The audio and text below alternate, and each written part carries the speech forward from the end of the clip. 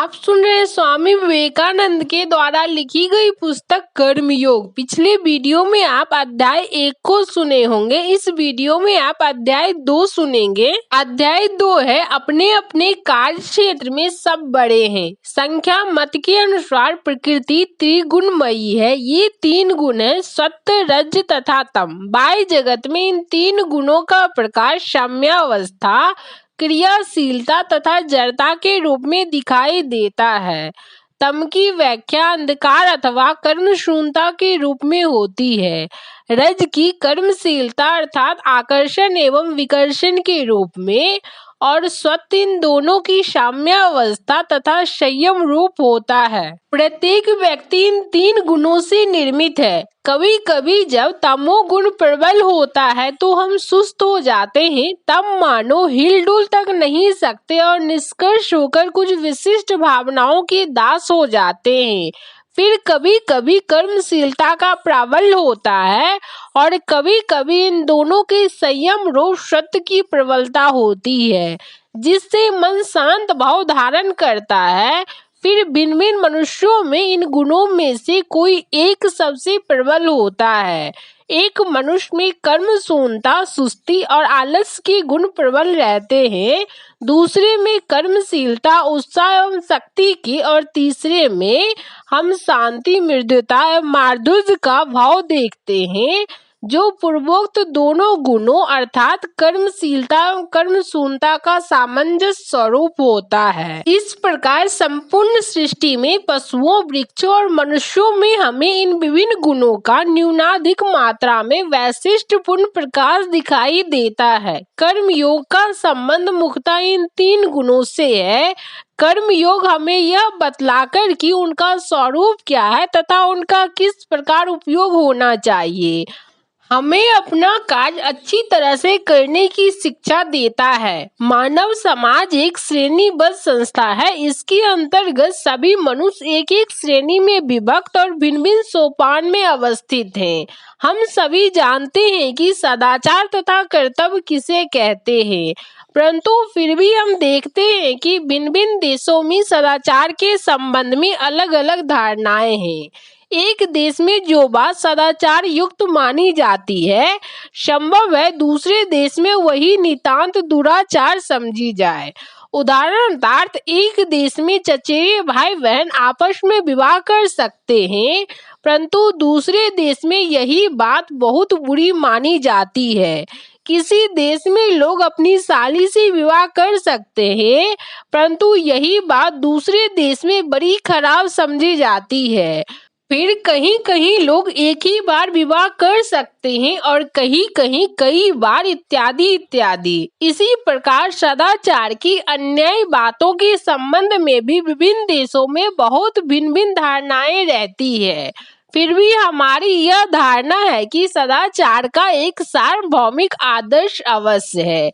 यही बात कर्तव्य के बारे में भी है। भिन्न भिन्न जातियों में कर्तव्य के बारे में अलग अलग धारणा होती है।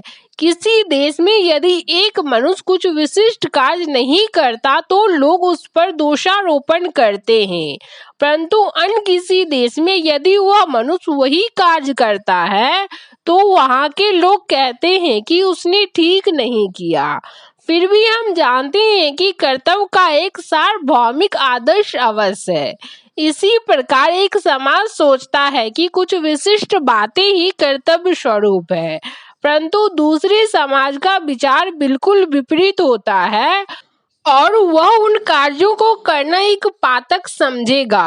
अब हमारे सम्मुख 2 मार्ग खुले हैं, एक अज्ञानी का जो सोचता है कि सत्य का मार्ग केवल एक ही है तथा अन्य सब भ्रमात्मक हैं, और दूसरा ज्ञानी का जो यह मानता है कि हमारी मानसिक दशा तथा परिस्थिति के अनुसार कर्तव्य तथा सदाचार भिन्न भिन्न हो सकते हैं।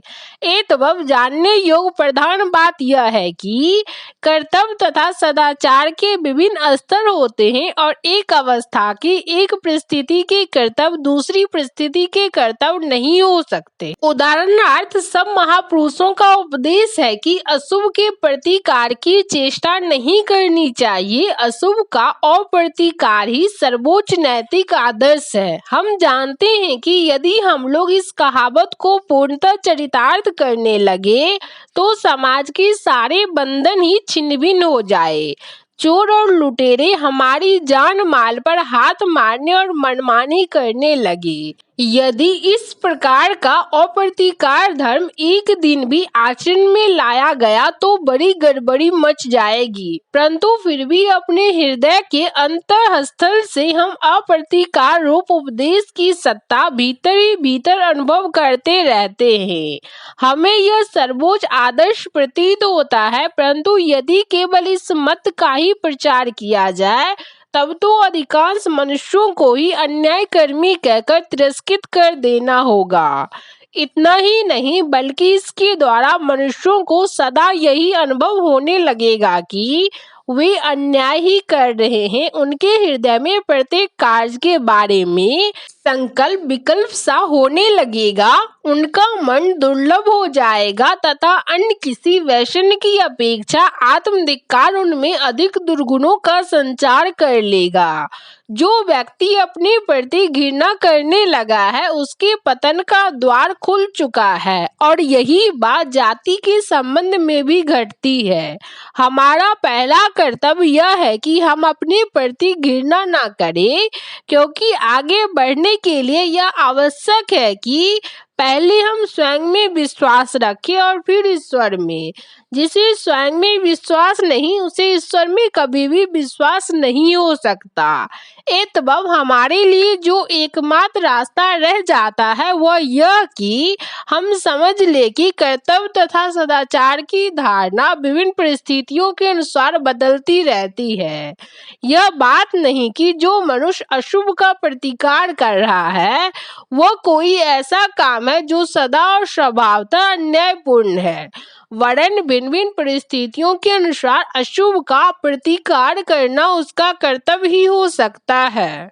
संभव है श्रीमद् भगवत गीता का 2वां अध्याय पढ़कर तुम पाश्चात देश वालों में से बहुतों आश्चर्य हुआ हो, क्योंकि उस अध्याय में भगवान श्री कृष्ण ने अर्जुन को कपटी तथा डरपोक कहा है। और वह इसलिए कि अर्जुन ने अपने संबंधियों तथा मित्रों से यह कहकर लड़ने अथवा संघर्ष करने से इनकार कर दिया था कि अहिंसा परम धर्म है। हमारे लिए समझने की यह एक बड़ी बात है कि प्रत्येक कार्य की दोनों चरम विपरीत अवस्थाएं एक दृश्य दिखाई देती है। चरम अस्ति और चरम नास्ति दोनों सदैव एक समान दिखाई देती है। उदाहरणार्थ आलोक का स्पंदन यदि अत्यंत मृदु होता तो हम उसे देख नहीं सकते, और इसी प्रकार जब वो अत्यंत द्रुत होता है तब भी हम उसे देखने में असमर्थ होते हैं। शब्द के संबंध में भी ठीक ऐसा ही है। ना तो उसके बहुत मृदु होने पर हम उसे सुन सकते हैं और न उसके बहुत उच्च होने पर।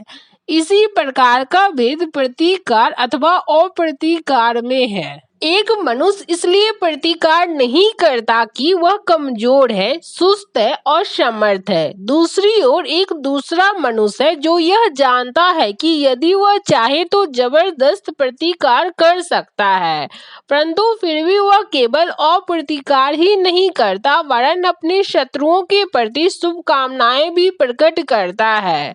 अतः वह मनुष्य जो दुर्बलता के कारण प्रतिकार नहीं करता पापग्रस्त होता है और इसलिए अप्रतिकार से कोई लाभ नहीं उठा सकता। परंतु दूसरा मनुष्य यदि प्रतिकार करे तो वह भी पाप का भागी होता है। बुद्ध ने जो अपने राज्य वैभव तथा सिंहासन छोड़ दिया उसे हम सच्चा त्याग कहते हैं, परंतु एक भिखारी के संबंध में त्याग का कोई प्रश्न ही नहीं उठता, क्योंकि उसके पास तो त्याग करने को कुछ है ही नहीं। तब जब हम अप्रतिकार तथा आदर्श प्रेम की बात करते हैं तब यह विशेष रूप से नजर रखना आवश्यक है कि हम किस विषय की ओर लक्ष्य कर रहे हैं। हमें पहले यह ध्यानपूर्वक सोच लेना चाहिए कि हमें प्रतिकार की शक्ति है भी या नहीं। तब फिर शक्तिशाली होते हुए भी यदि हम प्रतिकार न करें तो वास्तव में हम एक महान कार्य करते हैं। परंतु यदि हम प्रतिकार कर ही ना सकते हों और फिर भी भ्रमवश यही सोचते रहे कि हम उच्च प्रेम की प्रेरणा से ही कार्य कर रहे हैं, तो यह पहले के ठीक विपरीत होगा। अपने विपक्ष में शक्तिशाली सेना को खरीद देकर अर्जुन बुजदिल हो गया। उसके प्रेम ने उसे अपने देश तथा राजा के प्रति अपने कर्तव्य को भुला दिया। इसलिए तो भगवान श्री कृष्ण ने उससे कहा कि तू ढोंगी है, एक ज्ञानी के सदृश तू बातें तो करता है, परंतु तेरा कर्म बुजदिल जैसा है। इसलिए तू उठ खड़ा हो और युद्ध कर। यह है कर्म योग का असली भाग। कर्मयोगी वही है जो समझता है कि सर्वोच्च आदर्श अप्रतिकार है, जो जानता है कि यह अप्रतिकार ही मनुष्य की आंतरिक शक्ति का उच्चतम विकार है, और जो यह भी जानता है कि जिसे हम अन्याय का प्रतिकार कहते हैं वह इस अप्रतिकार रूप उच्चतम शक्ति की प्राप्ति के मार्ग में केवल एक सीढ़ी मात्र है। इस सर्वोच्च आदर्श को प्राप्त करने के पहले अन्याय का प्रतिकार करना मनुष्य का कर्तव्य है। पहले वह कार्य करे, युद्ध करे, यथाशक्ति प्रतिद्वंद्विता करे। जब उसमें प्रतिकार की यह शक्ति आ जाएगी, केवल तभी अप्रतिकार उसके लिए एक गुण स्वरूप होगा। अपने देश में एक बार एक व्यक्ति के साथ मेरी मुलाकात हुई। मैं पहले से ही जानता था कि वह आलसी, बुद्धिहीन और अज्ञ है। उसे कुछ जानने की साह भी ना थी। सारांश यह कि वह पशुवत अपना जीवन व्यतीत करता था। उसने मुझसे प्रश्न किया, भगवान की प्राप्ति के लिए मुझे क्या करना चाहिए? मैं किस प्रकार मुक्त हो सकूंगा? मैंने उससे पूछा, क्या तुम झूठ बोल सकते हो? उसने उत्तर दिया, नहीं। मैंने कहा, तब तुम पहले झूठ बोलना सीखो। पशुवत अथवा एक लट्ठे की सदृश जरवत जीवन यापन करने की अपेक्षा झूठ बोलना कहीं अच्छा है। तुम अकर्मण्य हो। अवश्य तुम उस सर्वोच्च निष्क्रिय अवस्था तक पहुँचे नहीं जो सब कर्मों से परे और परम शांतिपूर्ण है। और तो और तुम इतने बड़े जड़भावापूर्ण हो कि एक बुरा कार्य करने की भी तुम में ताकत नहीं। अवश्य इतने तामसिक पुरुष बहुधा नहीं होते, और सच पूछो तो मैं उससे मजाक ही कर रहा था। पर मेरा मतलब यह था कि संपूर्ण निष्क्रिय अवस्था या शांता भाव प्राप्त करने के लिए मनुष्य को कर्मशीलता से होकर जाना होगा। आलस का प्रतीक दशा में त्याग करना चाहिए। क्रियाशीलता का अर्थ है प्रतिकार। मानसिक तथा शारीरिक समस्त दुर्बलताओं का प्रतिकार करो, और जब तुम इस प्रतिकार में सफल हो जाओगे तभी शांति प्राप्त होगी। यह कहना बड़ा सरल है कि किसी से घृणा मत करो, किसी अशुभ का प्रतिकार मत करो, परंतु हम जानते हैं कि इसे कार्य रूप में परिणत करना क्या चीज है। जब सारे समाज की आंखें हमारी ओर फिरती है तो हम अप्रतिकार का स्वांग भले ही करें, परंतु हमारे हृदय में प्रतिकार वासना की टोंच सदैव बनी रहती है। यथार्थ अप्रतिकार के भाव से हृदय में जो शांति अनुभूत होती है उसका अभाव हमें निरंतर खलता रहता है। हमें ऐसा लगता है कि प्रतिकार करना ही अच्छा है। यदि तुम्हें धन की इच्छा है और साथ ही तुम्हें यह भी मालूम है कि जो मनुष्य धन का इच्छुक है उसे संसार दुष्ट कहता है, तो संभव है कि तुम धन प्राप्त करने के लिए प्राणपण से चेष्टा करने का साहस ना करो, परंतु फिर भी तुम्हारा मन दिन रात धन के पीछे ही पीछे दौड़ता रहेगा। पर यह तो सरासर कपटता है और इसमें कोई लाभ नहीं होता। संसार में कूद पड़ो, और जब तुम इसके समस्त सुख और दुख भोग लोगे तभी त्याग आएगा, तभी शांति प्राप्त होगी। इतवा प्रभुत्व लाभ की अथवा अन्य जो कुछ तुम्हारी वासना हो वह सब पहले पूरी कर लो, और जब तुम्हारी सारी वासनाएं पूर्ण हो जाएगी तब एक समय ऐसा आएगा जब तुम्हें यह मालूम हो जाएगा कि ये सब चीजें बहुत छोटी है। परंतु जब तक तुम्हारी यह वासना तृप्त नहीं होती, जब तक तुम एक कर्मशीलता में से होकर नहीं जा चुकते, तब तक तुम्हारे लिए उस शांता भाव एवं आत्मसमर्पण तक पहुंचना नितांत असंभव है। यह अहिंसा तत्व, यह अप्रतीकार धर्म गत 1000 वर्षों से प्रचारित होता आया है। प्रत्येक व्यक्ति ही इसके बारे में बचपन से सुनता आया है, परंतु फिर भी आज संसार में हमें बहुत कम लोग दिखाई देते हैं जो वास्तव में उस परिस्थिति तक पहुंच सके हैं। मैंने लगभग आधे संसार का भ्रमण कर डाला है, परंतु मुझे शायद ऐसे 20 मनुष्य भी नहीं मिले जो वास्तव में शांत तथा अहिंसा प्रकृति वाले हो। प्रत्येक मनुष्य का कर्तव्य है कि वह अपना आदर्श लेकर उसे अपने जीवन में ढालने का प्रयत्न करे, बजाय इसके कि वह दूसरों के आदर्शों को लेकर चरित्र गढ़ने की चेष्टा करे। अपने ही आदर्श का अनुसरण करना सफलता का अधिक निश्चित मार्ग है। संभव है दूसरे का आदर्श वह अपने जीवन में ढालने में कभी सामर्थ्य ना हो। उदाहरणार्थ, यदि हम एक छोटे बच्चे से एकदम 20 मील चलने को कह दे तो या तो वह बेचारा मर जाएगा, या यदि 1000 में से एक आधा रेंगता रांगता कहीं पहुंचा भी तो वह अधमरा हो जाएगा। बस हम भी संसार के साथ ऐसे ही करने का प्रयत्न करते हैं। किसी समाज के सब स्त्री पुरुष ना एक मन के होते हैं, ना एक ही योग्यता के और ना एक ही शक्ति के। एतबब उनमें से प्रत्येक का आदर्श भी भिन्न भिन्न होना चाहिए और इन आदर्शों में से एक का भी उपहास करने का हमें कोई अधिकार नहीं। अपने आदर्श को प्राप्त करने के लिए प्रत्येक को जितना हो सके यत्न करने दो। फिर यह भी ठीक नहीं कि मैं तुम्हारे अथवा तुम मेरे आदर्श द्वारा जांचे जाओ। आम की तुलना इमली से नहीं होनी चाहिए और ना इमली की आम से। आम की तुलना के लिए आम ही लेना होगा और इमली के लिए इमली। इसी प्रकार हमें अन सब के संबंध में भी समझना चाहिए।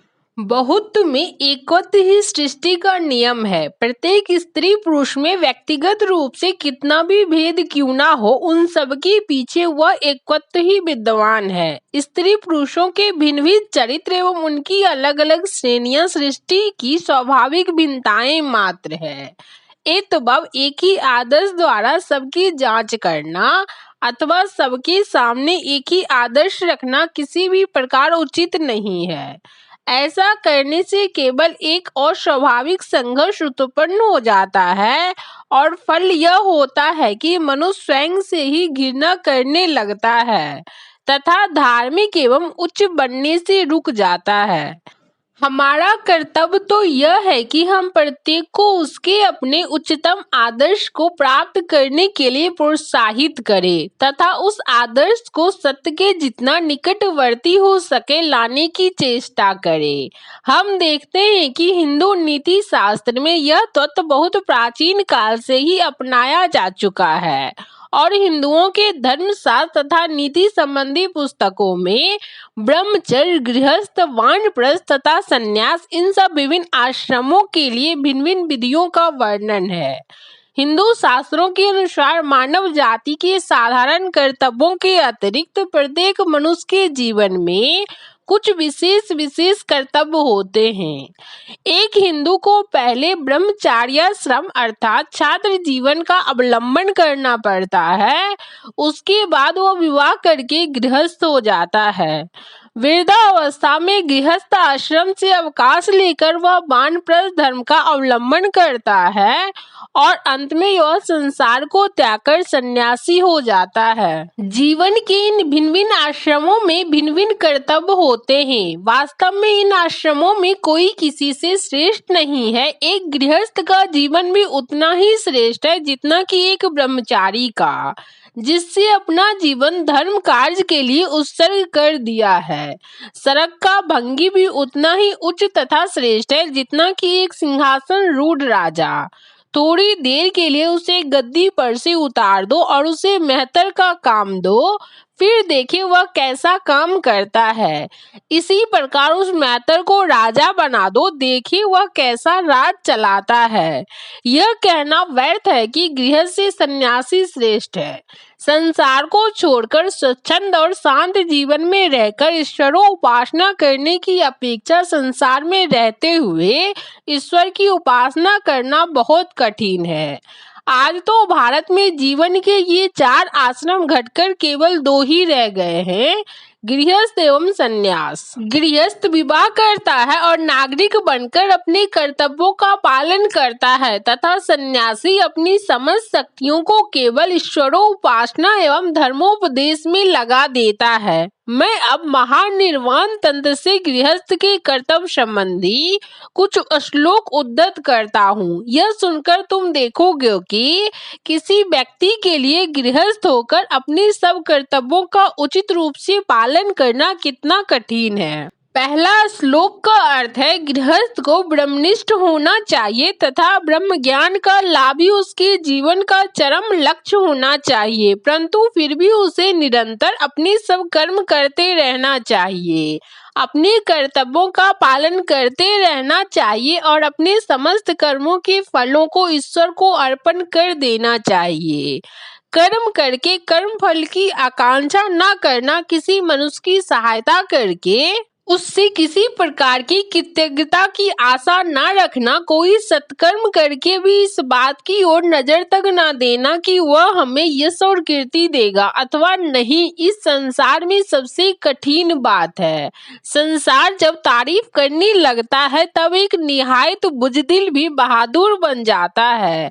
समाज की समर्थन तथा प्रशंसा से एक मूर्ख भी वीरोचित कार्य कर सकता है, परंतु अपने आसपास के लोगों की निंदा स्तुति की बिल्कुल परवाह न करते हुए सर्वदा सत्य कार्य में लगे रहना वास्तव में सबसे बड़ा त्याग है। दूसरा श्लोक का अर्थ है, गृहस्थ का प्रधान कर्तव्य जीवोपार्जन करना है, परंतु उसे ध्यान रखना चाहिए कि वह झूठ बोलकर, दूसरे को धोखा देकर तथा चोरी कर ऐसा ना करे, और उसे यह भी याद रखना चाहिए कि उसका जीवन ईश्वर सेवा तथा गरीबों के लिए है। तीसरे श्लोक का अर्थ है, यह समझकर कि माता और पिता ईश्वर के साक्षात रूप हैं, गृहस्थ को चाहिए कि वह उन्हें सदैव सब प्रकार से प्रसन्न रखे।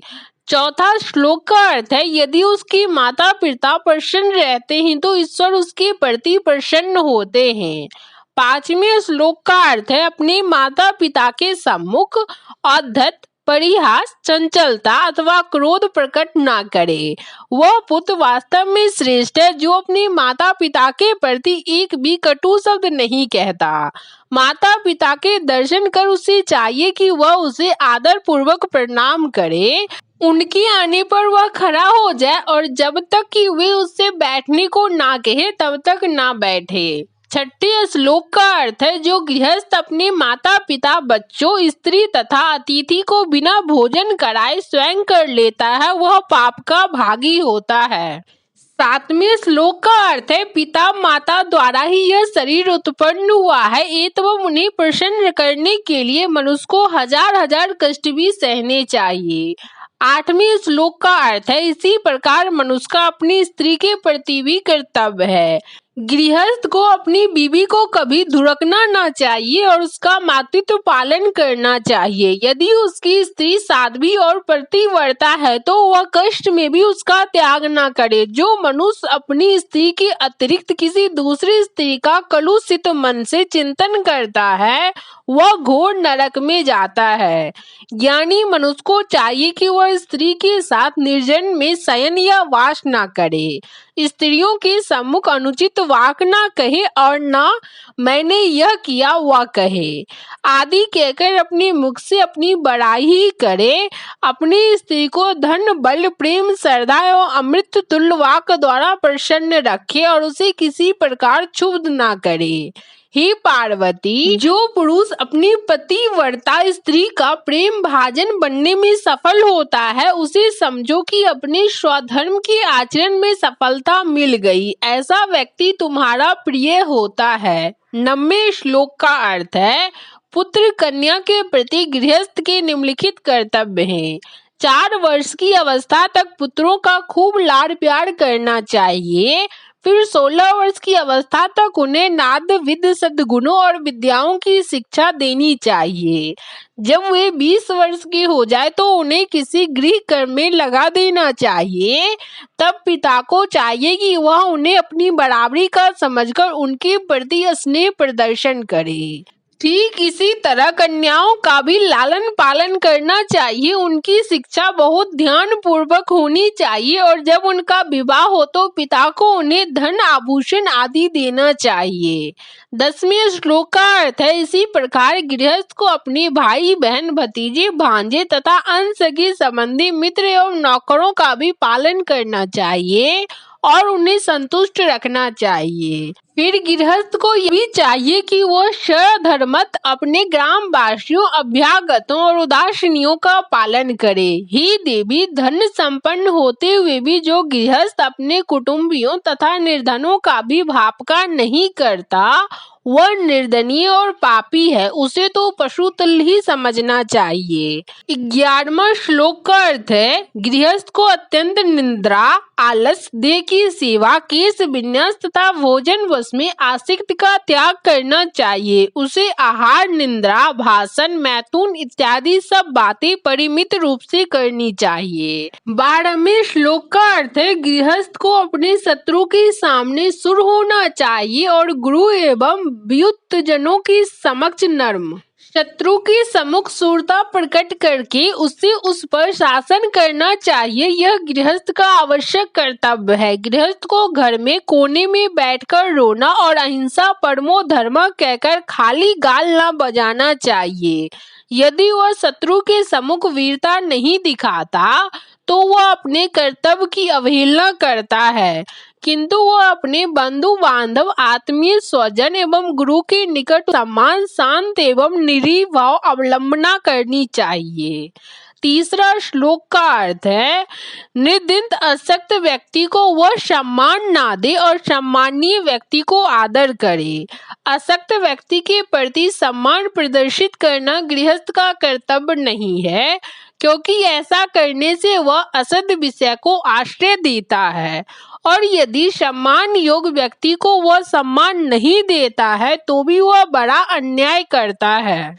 14वें श्लोक का अर्थ है, एक साथ रहकर विशेष निरीक्षण के द्वारा वह पहले मनुष्य का स्नेह, व्यवहार, प्रवृत्ति और प्रकृति जान ले, फिर उस पर विश्वास करे। ऐसे गहरे जिस किसी भी व्यक्ति के साथ वह मित्रता न कर बैठे, जिसके साथ उसे मित्रता करने की इच्छा हो, उसे कार्यकलाप तथा अन्य लोगों के साथ उसके व्यवहार की वह पहले भली भांति जांच कर ले, फिर उससे मित्रता करे। 15वें श्लोक का अर्थ है, धर्मगृही व्यक्ति को चाहिए कि वह अपना यश पौरुष, दूसरों की बताती हुई गुप्त बात तथा दूसरों के प्रति उनसे कुछ उपकार किया है, इन सब का वर्णन सर्वसाधारण के सम्मुख ना करे। उसे अपने वैभव अथवा अभाव आदि की भी बात नहीं करनी चाहिए। उसे अपने धन पर गर्व करना उचित नहीं। ऐसे विषय वह गुप्त ही रखे, वही उसका धर्म है। यह केवल सांसारिक अभिज्ञता नहीं है। यदि कोई मनुष्य ऐसा नहीं करता तो वह दुनाती परायण कहा जा सकता है। गृहस्थ सारे समाज की नींव सदृश है। वही मुख्य धन उपार्जन करने वाला होता है। निर्बल, दुर्बल, स्त्री, बच्चे आदि जो सब कार्य करने योग्य नहीं है, वे गृहस्थ के ऊपर ही निर्भर रहते हैं। एतबब गृहस्थ को कुछ कर्तव्य करने पड़ते हैं और ये कर्तव्य ऐसे होने चाहिए कि उनका साधन करते करते वह अपने हृदय में शक्ति का विकास अनुभव करे और ऐसा न सोचे कि वह अपने आदर्शानुसार कार्य नहीं कर रहा। इसी कारण 16वें श्लोक का अर्थ है, यदि उसने कोई अन्याय अथवा निंदित कार्य कर डाला है तो उसे दूसरों के सम्मुख प्रकट नहीं करना चाहिए। इसी प्रकार यदि वह ऐसी किसी बात में लगा है जिससे वह अपनी सफलता निश्चित मानता है तो उसे उसकी भी चर्चा नहीं करनी चाहिए। इस प्रकार आत्मदोष प्रकट करने से कोई लाभ तो होता नहीं, बल्कि उल्टा इसके द्वारा मनुष्य हतोत्साहित ले जाता है और इस प्रकार उसके कर्तव्य कर्मों में बाधा पड़ती है। उसने जो अन्याय कर्म किया है उसका फल तो उसे भोगना ही पड़ेगा, किंतु उसे फिर ऐसी चेष्टा करनी चाहिए जिससे वह सत्कर्म कर सके। संसार सर्वदा शक्तिमान तथा दृढ़ निश्चय व्यक्ति के प्रति ही सहानुभूति प्रकट करता है। 17वें श्लोक का अर्थ है, उसे चाहिए कि वह यत्न पूर्वक विद्या, धन, यश और धर्म का उपार्जन करे तथा व्यसन, द्रुत क्रीड़ा आदि कुसंग, मिथ्या भाषण एवं पर्दों का परित्याग करे। उसे सबसे पहले ज्ञान लाभ के लिए चेष्टा करनी चाहिए, फिर उसे धनोपार्जन के लिए भी यत्न करना चाहिए। यही उसका कर्तव्य है और यदि वह अपने इस कर्तव्य को नहीं करता तो उसकी गणना मनुष्यों में नहीं। जो गृहस्थ धनोपार्जन की चेष्टा नहीं करता वह दुनाती परायण एवं निकम्मा है। यदि वह आलस्य भाव से जीवन यापन करता है और उसी में संतुष्ट रहता है तो वह असत्य प्रकृति वाला है, क्योंकि उसके ऊपर अनेकों व्यक्ति निर्भर रहते हैं। यदि वह यथेष्ट धन उपार्जन करता है तो उससे सैकड़ों का पालन पोषण होता है। यदि तुम्हारे इस शहर में सैकड़ों लोगों ने धनी बनने की चेष्टा ना की होती तो यह सभ्यता, ये अनाथाश्रम और ये हवेलियां कहाँ से आती। ऐसी दशा में धनोपार्जन करना कोई अन्याय नहीं है, क्योंकि यह धन वितरण के लिए ही होता है। गृहस्थी समाज जीवन का केंद्र है, उसके लिए धन कमाना तथा उसका सत्य कर्मों में व्यय करना ही उपासना है। जिस प्रकार एक सन्यासी को अपनी कुटी में बैठकर की हुई उपासना उसकी मुक्ति लाभ में सहायक होती है, उसी प्रकार एक गृहस्थ को भी सदुपयोग तथा सुउद्देश्य धनी होने की चेष्टा उसकी मुक्ति लाभ में सहायक होती है, क्योंकि इन दोनों में ही हम ईश्वर तथा जो कुछ ईश्वर का है उस सब के प्रति भक्ति भाव से उत्पन्न हुए आत्मसमर्पण एवं आत्मत्याग का ही प्रकाश पाते हैं। भेद है केवल प्रकाश के रूप भर में। बहुधा देखा जाए है कि लोग ऐसे कार्यों में प्रवृत्त हो जाते हैं जो उनकी शक्ति के बाहर होता है। इसका फल यही होता है कि उन्हें फिर अपनी उद्देश्य सिद्धि के लिए दूसरों को धोखा देना पड़ता है। 18वां श्लोक का अर्थ है, प्रयत्न अवस्था पर और क्रिया समय पर अवलंबित रहती है। ये तो अवस्था और समय के अनुसार ही कार्य करना चाहिए। सभी बातों में इस समय की ओर विशेष दृष्टि रखनी चाहिए। एक समय जिसमें असफलता हुई है, संभव है उसी में दूसरे समय पूरी सफलता प्राप्त हो जाए। 19वें श्लोक का अर्थ है, धीर गृहस्थ को सत्य, मृदु, प्रिय तथा हितकर वचन बोलने चाहिए। वह अपनी उत्कृष्ट की चर्चा ना करे और दूसरों की निंदा करना छोड़ दे। 20वें श्लोक का अर्थ है, जो व्यक्ति सब लोगों की सुविधा के लिए जलाशय खुदवाता है, वृक्ष लगाता है, धर्मशालाएं तथा सेतु निर्माण करता है, वह तीनों लोगों को जीत लेता है। बड़े बड़े योगियों को जो पद प्राप्त होता है उसी की ओर इन सब कर्मों को करने वाला भी अग्रसर होता रहता है। ऊपर कहे हुए वाक्यों द्वारा यह स्पष्ट है कि कर्म योग संबंधी इन नीति वाक्यों को कार्य रूप में परिणित करना ही गृहस्थ का मुख्य कर्तव्य है। सर्वदा क्रियाशील रहना कर्म योग का एक अंग है, यही गृहस्थ का कर्तव्य है। उक्त तंत्र अन्न में एक और श्लोक इस प्रकार है, जिसका अर्थ है, जो मनुष्य युद्ध में नहीं डरता, पीठ नहीं दिखाता और जो धर्म युद्ध में मृत्यु को प्राप्त होता है, वह तीनों लोगों को जीत लेता है। यदि स्वदेश अथवा स्वधर्म के लिए युद्ध करते करते मनुष्य की मृत्यु हो जाए तो योगी जन जिस पद को ध्यान द्वारा पाते हैं वही पद उस मनुष्य को भी मिलता है। इससे यह स्पष्ट है कि जो एक मनुष्य का कर्तव्य है वह दूसरे मनुष्य का कर्तव्य नहीं भी हो सकता। परंतु साथ ही शास्त्र किसी की भी कर्तव्य को हीन अथवा उन्नत नहीं कहते। विभिन्न देश काल तथा पात्र के अनुसार कर्तव्य भी विभिन्न होते हैं और हम जिस अवस्था में रहे उसी की उपयोगी कर्तव्य हमें करने चाहिए। इन सब से हमें एक भाव यह मिलता है कि दुर्बलता मात्र ही सर्वथा घृण्य और परिजात्य है। हमारे दर्शन धर्म अथवा कर्म के भीतर, हमारी समझ शास्त्रीय शिक्षाओं के भीतर यही एक मुख्य भाव है जो मुझे पसंद आता है। यदि तुम वेदों को पढ़ो तो देखोगे कि उसमें नाभयेत अभि अर्थात किसी से भी डरना नहीं चाहिए यह बात बार बार कथित हुई है। भय दुर्बलता का चिन्ह है और यह दुर्बलता ही मनुष्य को ईश्वर प्राप्ति के मार्ग से हटाकर उसे नाना प्रकार के पाप कर्मों की ओर खींच लेती है। इसलिए संसार के उपहास अथवा व्यंग की ओर तनिक भी ध्यान न देकर मनुष्य को निर्भय होकर अपना कर्तव्य करते रहना चाहिए।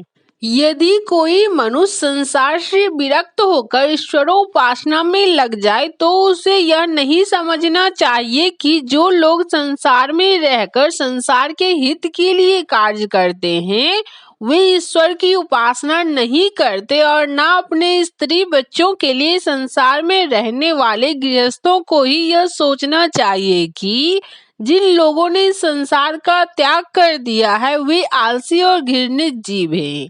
अपने अपने स्थान में सभी बड़े हैं। इस संबंध में मुझे एक कहानी का स्मरण आता है। एक राजा था, उसके राज में जब कभी कोई सन्यासी आते तो उनसे वह सदैव एक प्रश्न पूछा करता था। संसार का त्याग कर जो सन्यास ग्रहण करता है वह श्रेष्ठ है या संसार में रहकर जो गृहस्थ के समस्त कर्तव्यों को करता जाता है वह श्रेष्ठ है।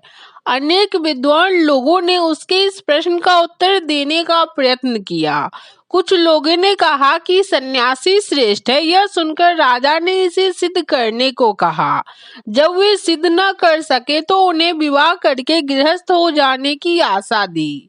कुछ और लोग आए और उन्होंने कहा सर्वधर्म परायण गृहस्थ ही श्रेष्ठ है। राजा ने उनसे भी उनकी बात के लिए प्रमाण मांगा, पर जब वे प्रमाण न दे सके तो राजा ने उन्हें भी गृहस्थ हो जाने की आज्ञा दी। अंत में एक तरुण सन्यासी आए। राजा ने उनसे भी उसी प्रकार प्रश्न किया। सन्यासी ने कहा, हे राजन, अपने अपने स्थान में दोनों ही श्रेष्ठ है, कोई भी कम नहीं है। राजा ने उसका प्रमाण मांगा। सन्यासी ने उत्तर दिया, हाँ, मैं इसे सिद्ध कर दूंगा, परंतु तुम्हें मेरे साथ आना होगा और कुछ दिन मेरे ही समान जीवन व्यतीत करना होगा, तभी मैं तुम्हें अपनी बात का प्रमाण दे सकूंगा।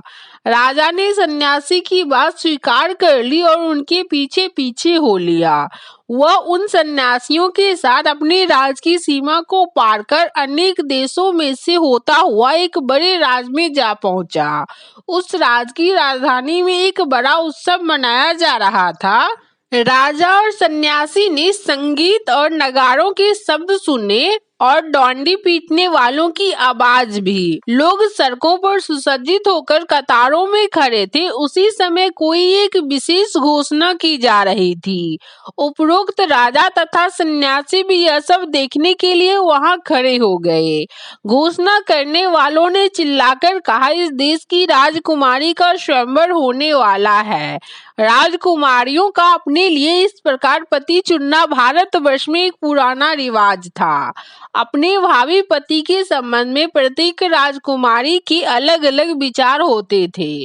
कोई अत्यंत रूपवान पति चाहती थी, कोई अत्यंत विद्वान, कोई अत्यंत धनवती, आदि आदि।